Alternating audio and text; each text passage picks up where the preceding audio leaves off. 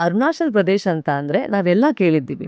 ಆದರೆ ಮೊದಲ ಬಾರಿಗೆ ಅಲ್ಲಿ ಹೋದಾಗ ನನ್ಗೆ ಗೊತ್ತಾಯಿತು, ಕ್ಲೀನ್ ಏರ್ ಅಂತ ಅಂದರೆ, ಕ್ಲಿಯರ್ ವಾಟರ್ ಅಂತ ಅಂದರೆ ಏನು ಅಂತ. ಬಟ್ ನಾನು ಅಲ್ಲಿ ಏನಕ್ಕೆ ಹೋಗಿದ್ದೆ? ಒಂದು ಪಾಡ್‌ಕಾಸ್ಟ್ ಶೂಟ್ ಮಾಡಬೇಕಾಗಿತ್ತು.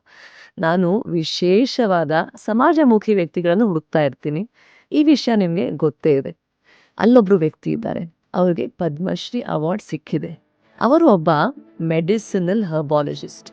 ಅವರು ಆ ಪ್ರದೇಶದ ಸುತ್ತಮುತ್ತ ಕಾಡು, ಬೆಟ್ಟ, ಗುಡ್ಡದಿಂದ ಸಿಗೋ ಒಂದಷ್ಟು ಗಿಡಮೂಲಿಕೆಗಳನ್ನು ಉಪಯೋಗಿಸ್ಕೊಂಡು ಚಿಕಿತ್ಸೆ ಕೊಡ್ತಾರೆ. ಅವರ ಹೆಸರು ಯಾನುಂಗ್ ಜಮೋ ಲೆಗೋ ಅಂತ.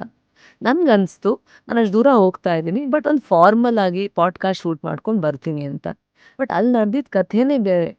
ಅಲ್ಲಿ ಹೋದಾಗ ನನಗೆ ಬೇರೆ ಕಡೆ ಹೋಗಿದ್ದೀನಿ ಅಂತಲೇ ಅನಿಸಿಲ್ಲ. ತಕ್ಷಣಕ್ಕೆ ಇವರು ನಮ್ಮವರು ಅಂತ ಅನಿಸಿದ್ರು. ಅವರ ಜೊತೆ ಅವ್ರ ತೋಟಕ್ಕೆ ಹೋದೆ. ಅಲ್ಲಿ ಒಂದಷ್ಟು ಹಣ್ಣುಗಳನ್ನು ಕಿತ್ತಿ ಹಣ್ಣುಗಳನ್ನು ಒಟ್ಟೊಟ್ಟಿಗೆ ತಿಂದೆ. ಅಲ್ಲಿ ತುಂಬ ಜನ ವೇಟ್ ಮಾಡ್ತಾ ಇದ್ರು. ಜನ ತುಂಬ್ಕೊಂಡಿದ್ರು. ಯಾಕೆ ಅಂದರೆ ಒಂದಷ್ಟು ಕಾಯಿಲೆಗಳಿಗೆ ಏನು ಮೆಡಿಸಿನ್ಸು ವರ್ಕ್ ಆಗಿರಲ್ಲ. ತುಂಬ ಜನ ಅವರ ಪ್ರಾಣನೂ ಕಳ್ಕೊಂಡಿರ್ತಾರೆ. ಬಟ್ ಇವರು ಅಪಾಯಕಾರವಾದ ಕಾಯಿಲೆ ಇದ್ರೂ ಅದಕ್ಕೆ ಪರಿಹಾರ ನೀಡುವಂತಹ, ಅದಕ್ಕೆ ಚಿಕಿತ್ಸೆ ನೀಡುವಂತಹ ಗಿಡ ಮೂಲಿಕೆಗಳನ್ನು ಕಂಡಿಡಿದ್ದಾರೆ. ಇವ್ರು ನನ್ಗೆ ಹೇಳಿದ್ರು, ಗಿಡ ಮೂಲಿಕೆಗಳು ನನ್ನ ಮಾತನ್ನು ಕೇಳುತ್ತವೆ ಅಂತ.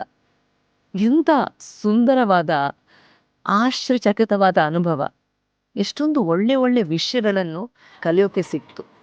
ನಮ್ಮ ದೇಶ ಎಷ್ಟೇ ಭಿನ್ನವಾಗಿರಲಿ, ನಾವೆಲ್ಲರೂ ಒಂದೇ ಅನ್ನೋಕ್ಕೆ ಈ ನನ್ನ ಅನುಭವ ಒಂದು ದೊಡ್ಡ ಉದಾಹರಣೆ.